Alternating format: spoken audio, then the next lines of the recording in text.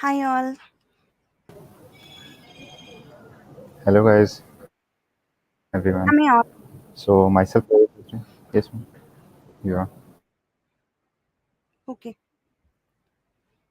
go ahead.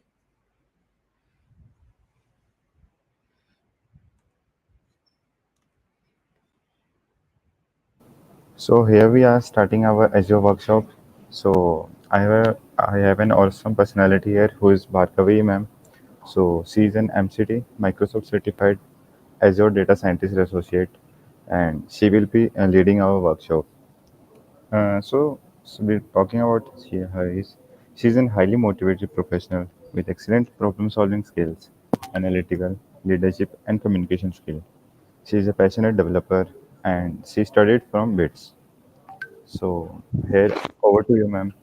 We will like to know about Azure from you. Over to you, ma'am. Sure. Okay. Um, Thank you. Let me share my screen.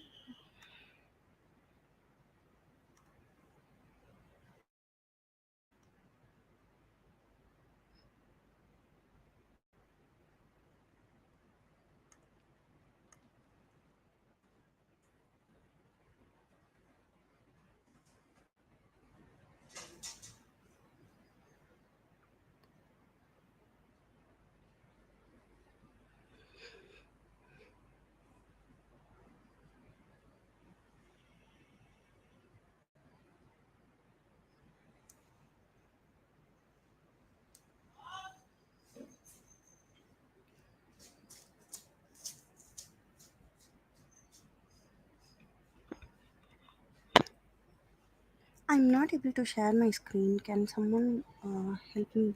Okay. Yes, ma'am. Now your screen is visible. Hope my screen is visible. Yes, ma'am. Your screen is visible now. Yeah, ma'am, it is. Okay, great.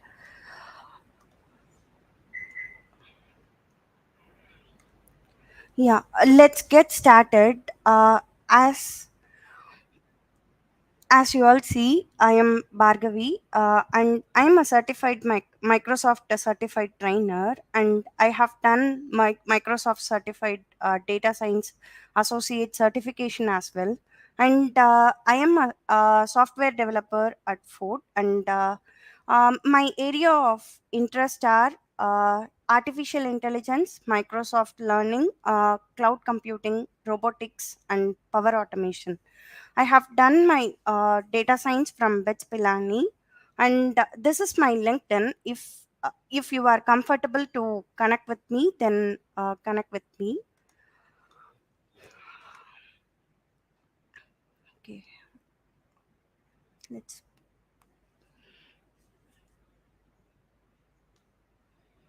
Sorry.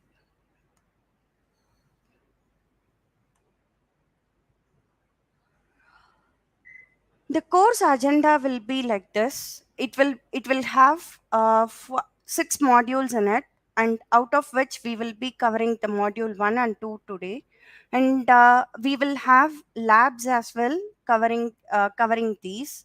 And uh, and when we are done with all these modules, we would be able to attend the Azure certification, which is AZ900, which is the basic of cloud computing certification.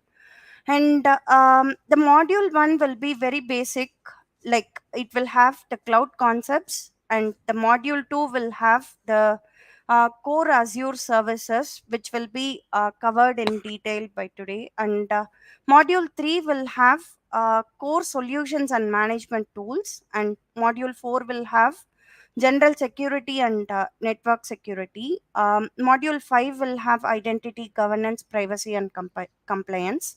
Module 6 will have Azure cost management and service level agreements. And coming to AZ900 certification part, the weightage is splitted like this.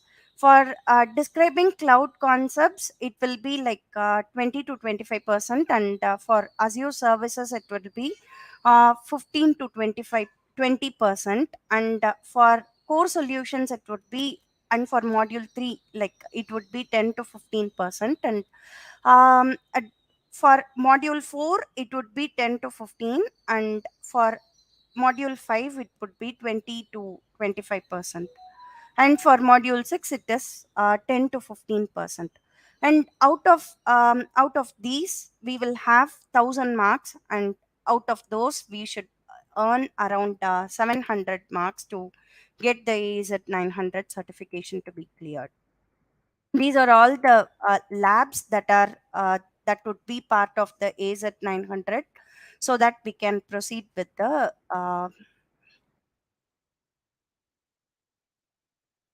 AZ900 certification. Now, let's get started quickly without any delays. The module one basically is all about the cloud models. The cloud models, like we will be discussing about private, public, and hybrid cloud, and we will also decide on what would be the best for us, and apart from that, we would also discuss about the cloud benefits and the considerations. Benefits of the cloud, will have more about it, and the cloud considerations will also have will be part of it, and we will also discuss about the cloud services, which is IaaS, PaaS, and SaaS, and how the responsibility is being shared among those. Okay. What is cloud computing? As we all know, it is like delivering the computer services over the network. Like even the small organization nowadays will have the cloud computing in it, and without cloud, there is nothing these days. Like even the small gadget that we use on a daily basis is a cloud. What I mean is, we have Gmail, and Gmail gets stored in Google Cloud. Likewise, everything gets into the cloud, and without that, we cannot we cannot run our daily basis right now. And what are the advantages of the cloud computing is, we would be computing it, and we would have a good networking on it, and the main part is the storage, and the last advantage would be the analytics part, because we can we can check on what usage we have, on what area we have stored. These are all the things that we can get details from the cloud itself, and that's a major advantage of the cloud computing. Moving to next part, public cloud. Public cloud is basically owned by the cloud services or by the hosting provider, where the where the cloud is being provide where the where the resources and the services to the multiple organization and the users, and it is all over the world, and this can be accessed by anyone. And this has to be accessed via the secure network connection, and majorly for every cloud to be accessed, we need a internet connection um, to be access to it. And second one is the private cloud. Private cloud is something like which will be maintained uh, by an organization for its own purpose, um, uh, or with a data center being created by its own organization. It is called as private cloud. And the the organization by itself will be responsible for creating the all the services that are needed for it. And this will not allow the outside users of the organization to provide access to it. This is majorly called as private cloud. Maybe these are all the things that would be very basic for some people, and that would be very new to few people. Let's start from basic. I thought to let's start from basic because if we know the basic, then we would be in a better place when we go and understand it. So I started it from the basic part. And hybrid cloud, coming to the next part, which is hybrid cloud. This is the combination of the public cloud and the private cloud, and this allows application to run in the most appropriate location. Like if you want, if you want public cloud to be in place, then that would be acting as a private public cloud, and at times it acts as a private cloud as well. That is called as hybrid cloud. And um yeah, the you will have now a confusion of why are we differentiating public cloud, private cloud, and hybrid cloud. And this is the major comparison between all these three. Like we will have when we go to the public cloud, we don't have to do a separate expenditure to scale up. And the applications are easily provisioned and deprovisioned when it comes to public cloud. And the organizations have to pay only for what they use, and they don't have to pay for the extra cost. Like earlier it was a monthly basis, on even if you use or not, you have to pay for the amount what you have given. Now that case is gone, and you have to pay for how many storage that you do inside the cloud, and you have to pay for only that. When it comes to private cloud, what happens here is hardware setup must be done by the own organization, and all the services or all the setups that needs to be done for the data center setup has to be maintained by the own organization. And organization are all the updates and the hardware maintenance has to be managed by the own organization. And here nobody will have access to the private cloud unless and until have you are allowed to access for a private cloud. Other than that, you will not be allowed to participate in the uh, you will not be allowed to access the private cloud. And moving to next one, which is hybrid cloud. Hybrid cloud is a most flexible one, and most nowadays mostly organizations go with these kind of the hybrid model, because they can use the public cloud and they can set up it with the private kind of things, and they can combine the public uh, public advantages as well, and they can build their own model. So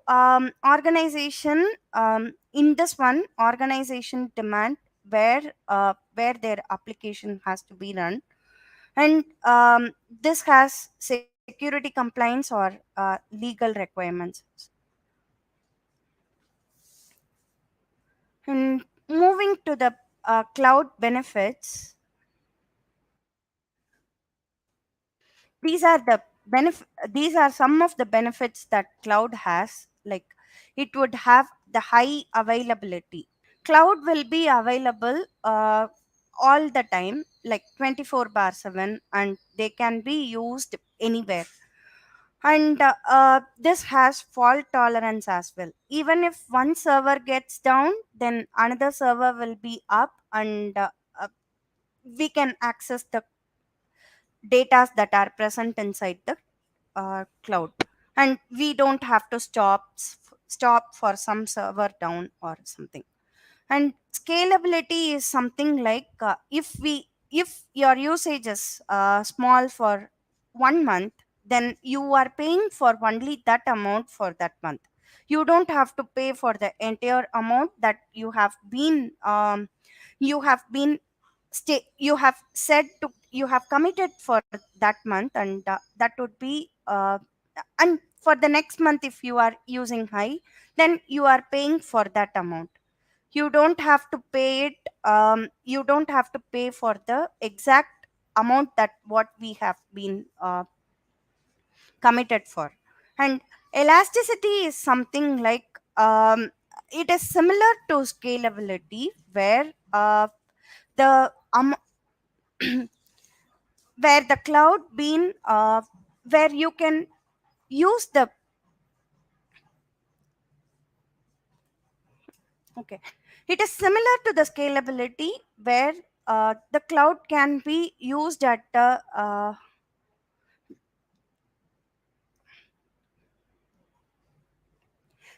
like it is also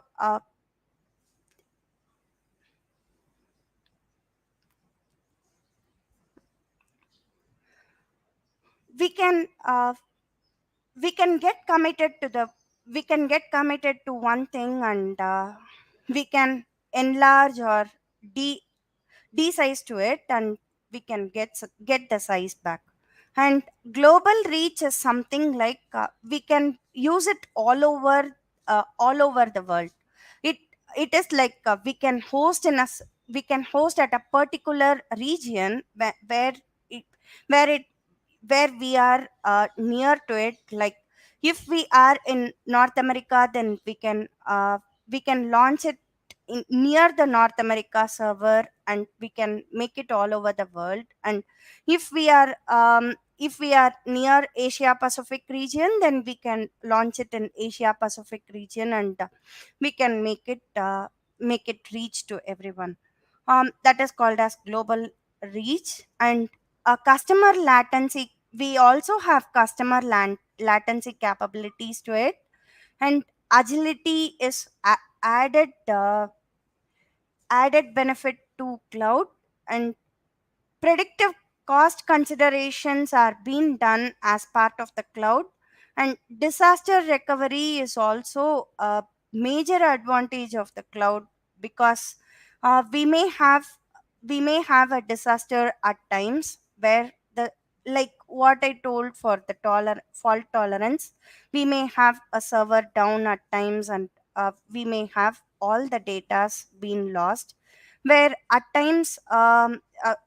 those times we have to make the data from we have to recover the data from those, and move it to the nearest server, and make it available. And that is where cloud plays a major responsibility. And security is another thing which will be very good when we go to cloud, because um, we would be having we would be have like what we saw earlier.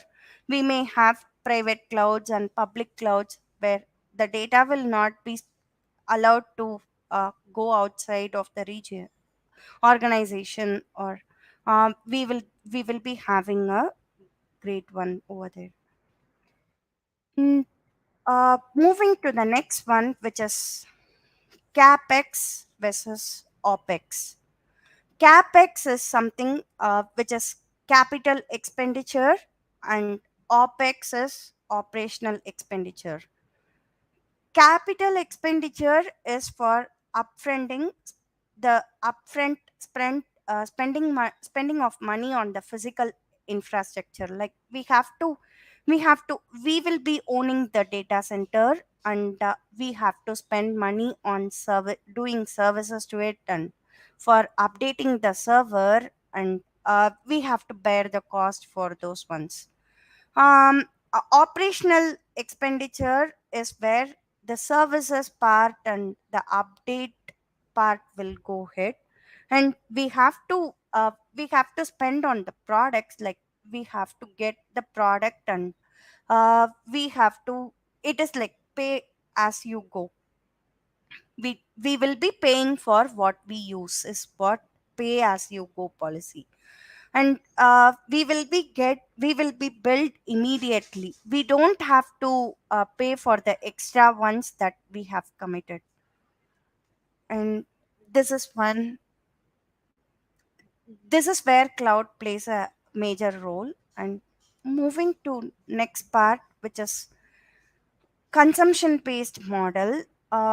Consumption based model, in this one, the cloud service providers operate on a consumption based model, which means that end users only pay for the resources that that they use. Like whatever they are using, they have to pay the money for what they are. This results in the better cost prediction, and the price for the individual resources are being done, and the services are being provided at a better quality. And billing is based on the actual usage, and the extra, it is similar to what we saw for pay as you go policy.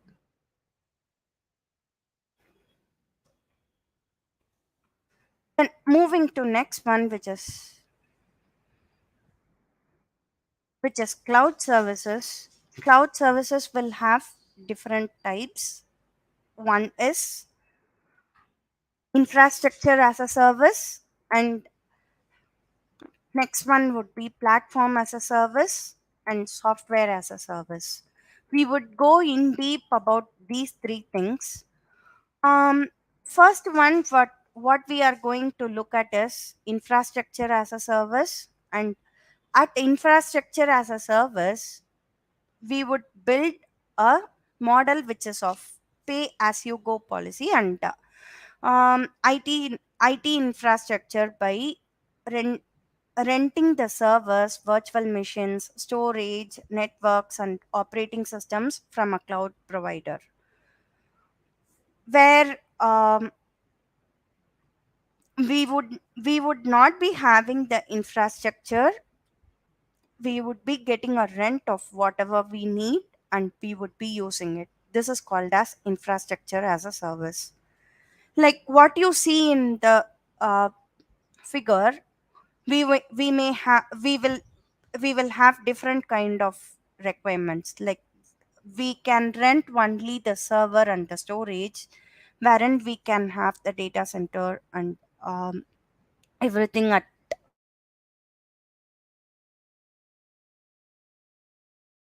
this. The next one is platform as a service. Platform as a service provides environment for building, testing, and deploying software applications without focusing on managing underlying infrastructure. Like what you see here, we may have those things. We may have these things to be as in infrastructure as a service, right? And when it comes as a whole, like we have operating system as well to be provided as a service. And we also have development tools, database, everything to be provided as a service. Then that is called as platform as a service. And moving to next one, which is software as a service. In this, to be in layman terms, everything will be provided as a rent part.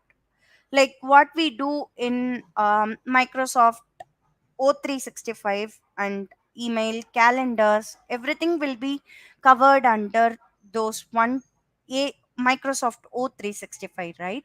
When we get the license for O365, then we may have n number of applications which will come under the O365. And that is a basic example of the software as a service. We would be getting a software itself as a service, that is called as software as a service. The comparison of these three goes like this. We have a pay as you go model for software as a service alone, and we have a application development which is focused on platform as a service, and we will have the most flexible cloud service and infrastructure as a service. And out of these, what we have to do is, we have to pay for what we are using, and wherein wherein for the software as a service we would be going for the subscription model, like what I said. Microsoft O365 license subscription is one of the example for it. And for platform as a service, platform management is handled by the cloud provider itself.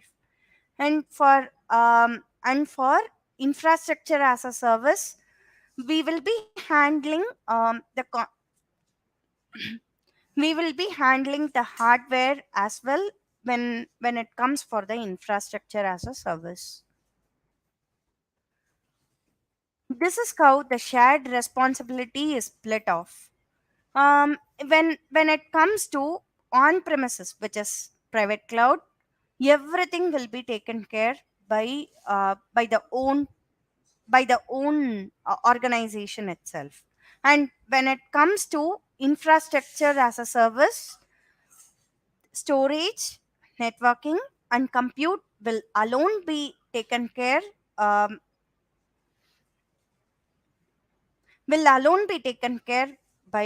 will be taken care by the cloud, and all other things will be taken care by the organization. And when it comes to platform as a service, this would be taken care by the organization, and these things will be taken care by the cloud provider, which is Microsoft Azure here. And software when it comes for a software as a service, only data you have to provide, and all other things will be taken care by the cloud provider itself.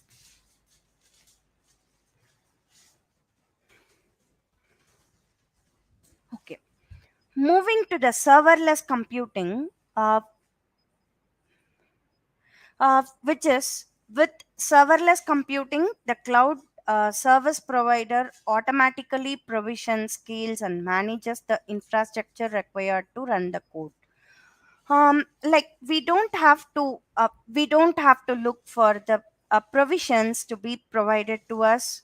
Like, it will be automatically provided, and the scale is also being automatically done. We don't have to separately put a scale. We don't have to worry about the scale here when it comes to serverless computing.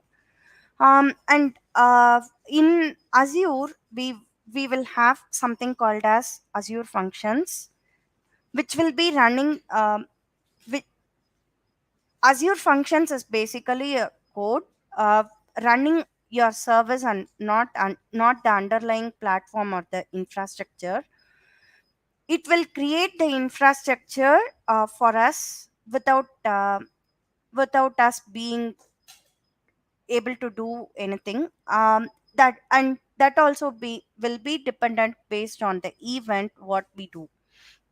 And Azure Logic Apps is something which will be a cloud service that will help us to automate and orchestrate tasks.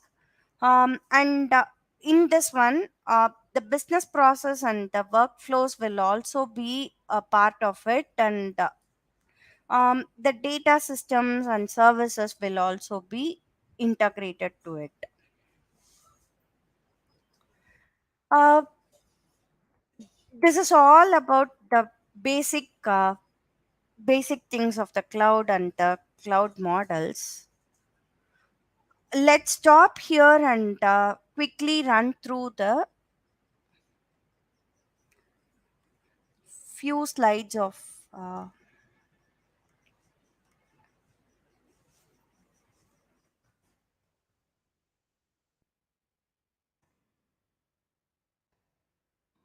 this is where Microsoft Azure.portal.com is where the site you have to log in for when you are logging in, and you have to create a new site. You have to create a new ID, or you have to create if you have a um, ID created to you, then you can give it over here and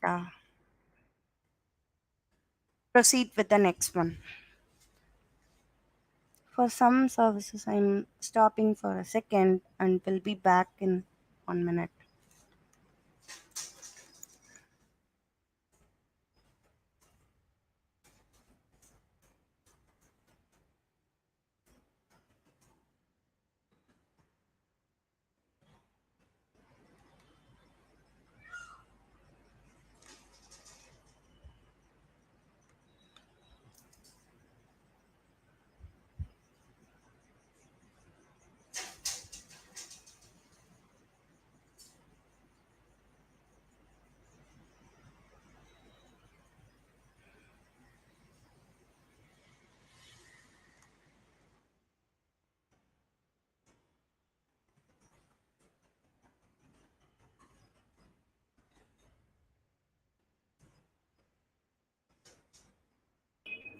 Ma'am, if you're saying something, you're not audible.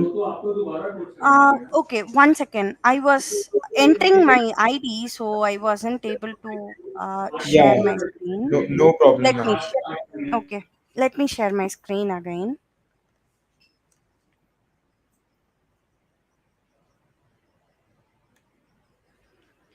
You might have to enter your after entering your credentials. You would be taken here, and this is called as Azure portal, where you will have n number of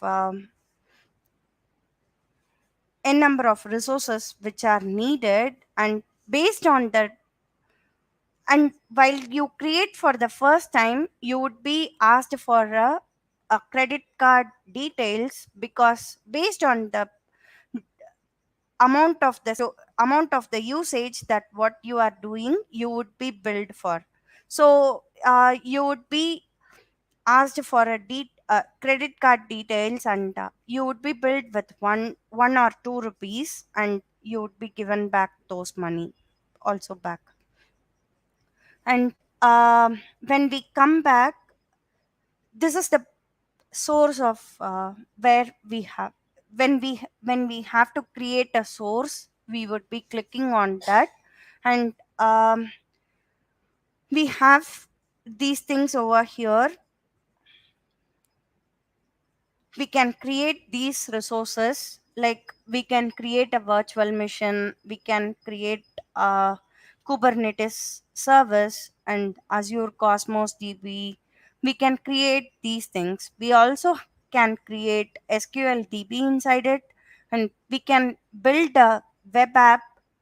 um, all those also have how to do based on the Microsoft Learn uh, details as well, and we have documents as well on how to use those. And it's very clean and very easy usage. Let's see an example of how to create a virtual machine. And when you create, then that would be going to the new create a new virtual page. And here, when you give whatever the virtual machine you are giving for, you have to give a resource group. And we will not be having a resource group at the starting stage. So what we would be doing is, we would be creating a name for that as well. Like what I do, I give,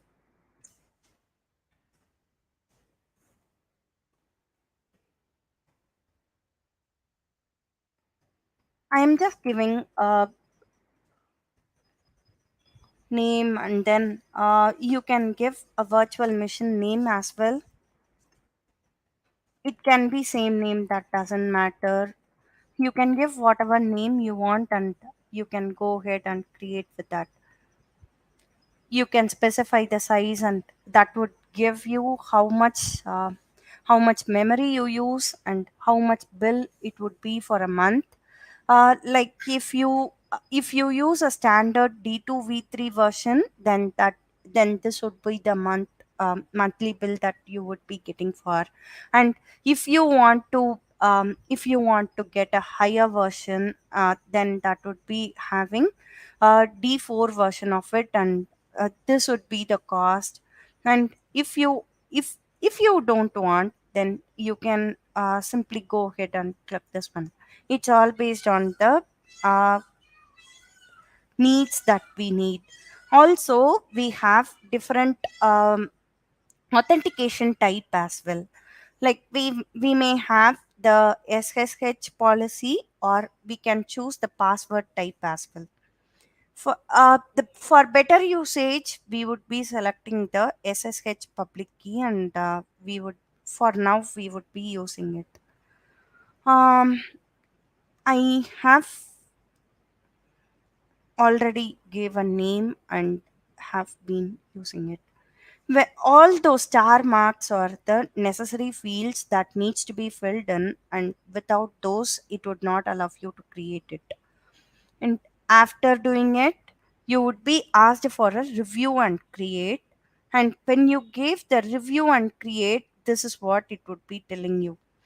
Uh, uh, the subscription apply, it would be asking for you if it's okay for you to okay with the charges, or you want to go back and revise those, is what it would be asking, and that would be doing it. After here, you have to give your name, everything, and you have to fill in, and uh, have to give your phone number as well to get it created. I'm not going in deep of how to create everything. I'm just going back. Um, like this is one of the example of what we see. And if we can, Azure not just allows you to host the Microsoft provided applications alone, rather it also provides the third party applications as well. We can find many third party applications which can be used inside the Azure, and we can we can get those created, and we can get it used here. Like you can have all the services being listed here, and can choose whatever you want from these, and make it used. I am just I'm just quickly running through these, like what you see here. When you want a Kubernetes services, then you can click on those, and you can we don't have this means that we don't have any Kubernetes that was created. So what we would be doing is we would be creating a cluster first, and then we would be creating a these things. And don't worry if you don't understand anything at this point. We may have it covered at we will go in deep. Everything has the similar way. You have to create a resource group if we don't have, and if everything comes under the same, then that would be given as the same resource group. And if you are using for individual purpose, then your cost will be displayed at the right side of where it has been, um, where it where we would be giving like if you are a student or college student or school student, then Microsoft itself provides some um, advantage of having a hundred advantage of providing the $100 for a free service, and you can use those to be to be used for that month, and every month it would be varying. And when that 100 gets over, it would start charging for that. That is how it goes. And if you are an enterprise, if you are running an organization, or if you come under organization, then that Azure subscription depends on your organization's way. Okay, let's simply run through these as well. We may have different type of different type of these, like we will have compute, then storage, we may have databases, and then we also have AIML related stuffs as well. Like we can have computer visions. um, this is one of the most interesting part. Like it will itself by it will do whatever. We have cognitive systems as well inside it, and we have multiple things inside the AIML part which needs to be explored. um, like we can have face APIs which will be used to identify for the face recognition part. And then computer vision is something like we may have for the identification. This is also like identifying the person or train or objects to it. And machine learning is something which is very very interesting one.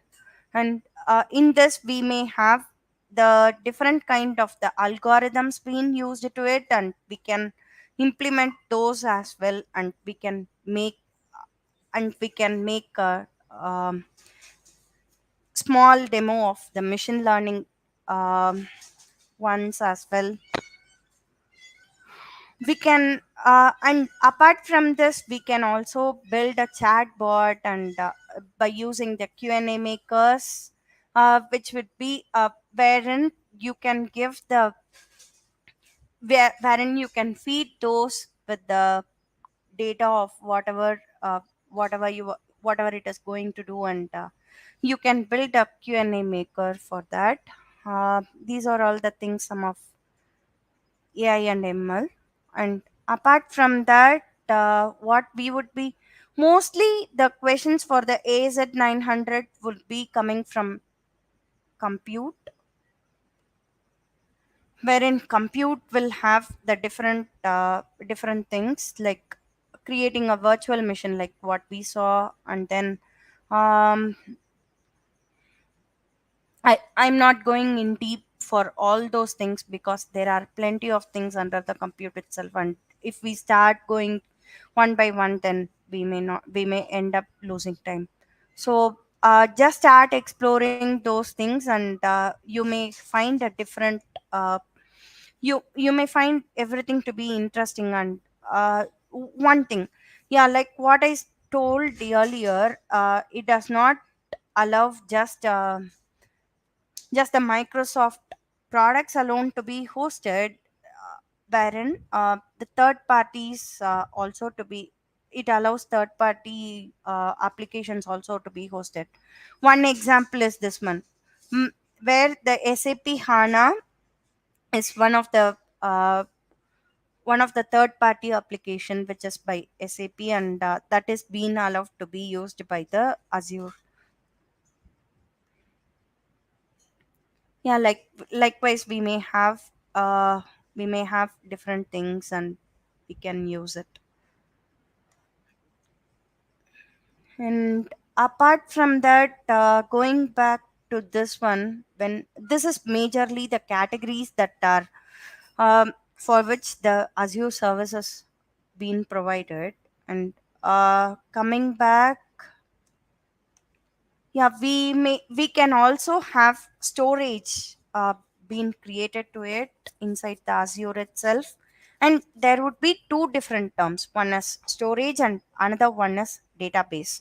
Database is something like you can create access inside the Azure itself, and You can create SQL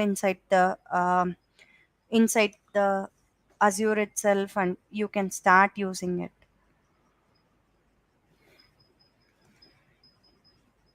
And I think I have pretty much covered everything based on the details of Azure, that whatever it is needed. And analytics is something which I left, I guess. Here we may have option for how we are perform. If you want to create a dashboard of how you are, I'm just telling an example. If you are creating an dashboard of how you are maintaining an cloud, and how many resources you have done created, and how much data you have used, and how much money you have been spending to it, then you can come here and you can create a dashboard by yourself, and based on any of the services, and not just this one.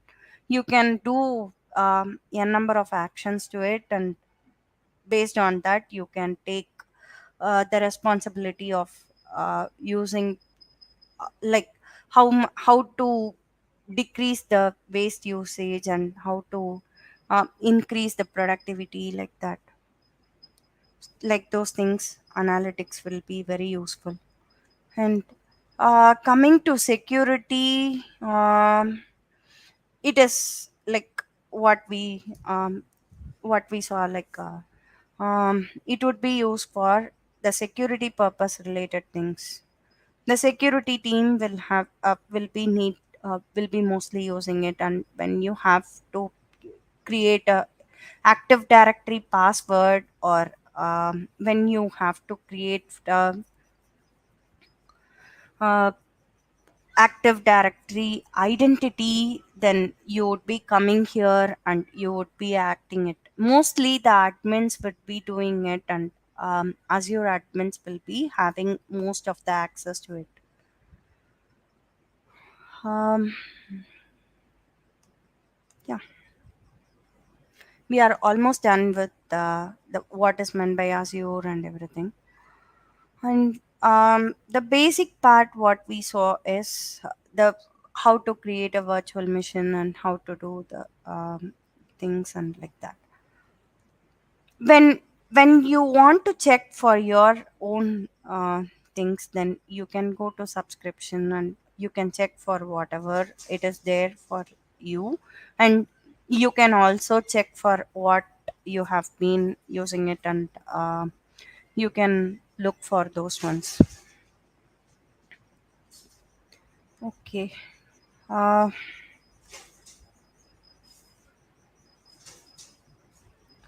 we will also have some useful links inside it.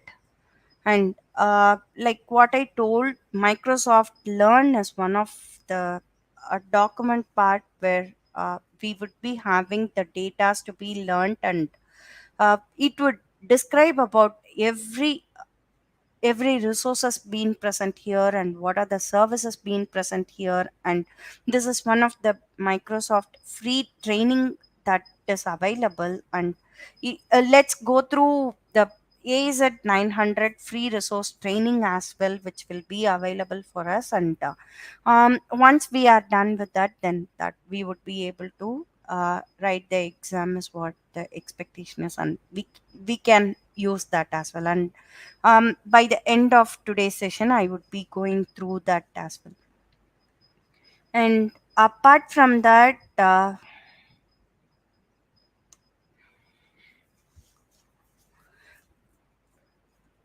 this is all about the basic of the portal, Azure portal, and we don't have anything apart from that.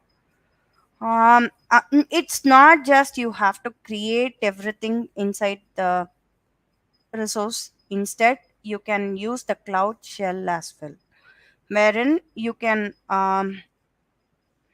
just a second.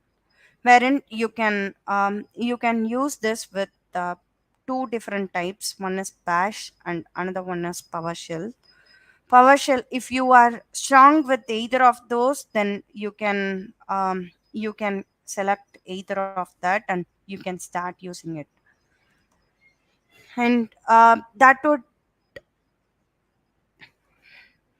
actually require storage, so we have to create a storage for that, and we have to do that. Once that is done, we can we can be able to use that inside the cloud shell itself. Like, you have to enter the commands instead of doing it everything manually. Like, if you want to create a virtual machine, then virtual machine creation has a separate command for it, and you have to enter that here, saying that uh, create VM of this name, and that would create a VM of its name with a region of whatever you want, and with a storage of whatever you need. You have to specify those things, and it would be doing it. You don't have to go and click here and do that. Some find this way to be useful because if we don't have to store the we don't have to remember the remember those things, and uh, here we would be uh, here we would be giving commands, so you don't have to remember those commands over there. And for some, instead of going to everything and getting it done, if you give a simple command, then that would work. If it works for you in either of the ways, then that's fine, go with that.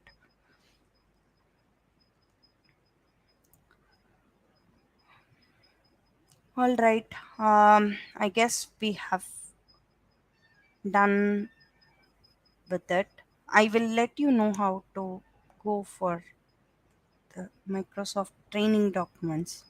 Inside this itself, you can find the Microsoft Learn, and when you go to Microsoft Learn, you can find different things. And like, if you go to documentation and search for Azure, and when you want to search for the Azure, click here.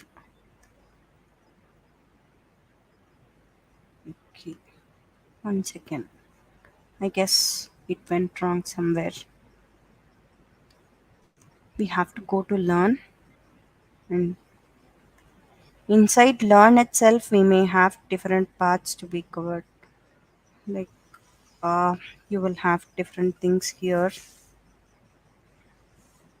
or else, like, simply type Azure 900 fundamentals over the net, and immediately the exam documents will be opened here, and you can start using these sessions. These are all the things which would be used for us.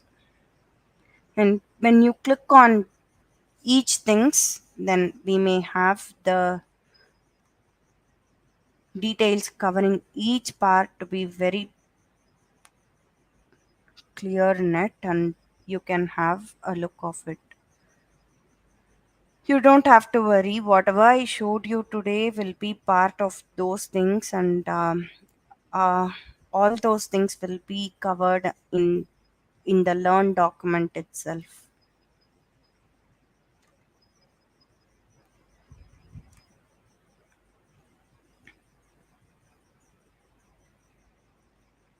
We will have a knowledge check as well, and we would be able to do with the things.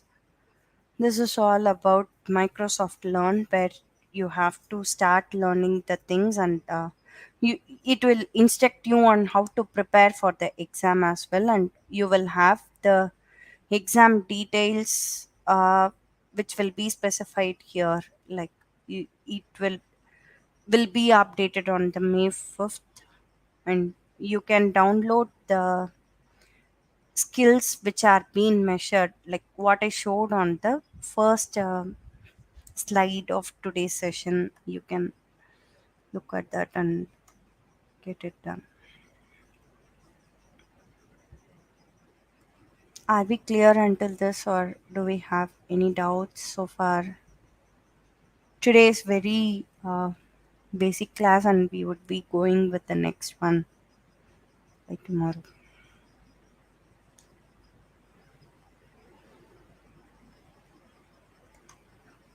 Are we good until this, or do we have to stop somewhere? We can stop here. So thank you, ma'am, Okay. for the awesome session. Like it was great to learn about this Microsoft Azure. We got to learn about compute engines and all virtual machines. Like personally, I like this virtual machines concept very much. So I would be also registering on this so that we can get hand-on experience in this. So here we can wind up and we will start tomorrow. Yeah, sure. So thank you everyone for joining. Thanks Thank all for joining. Let's meet tomorrow. Thank you.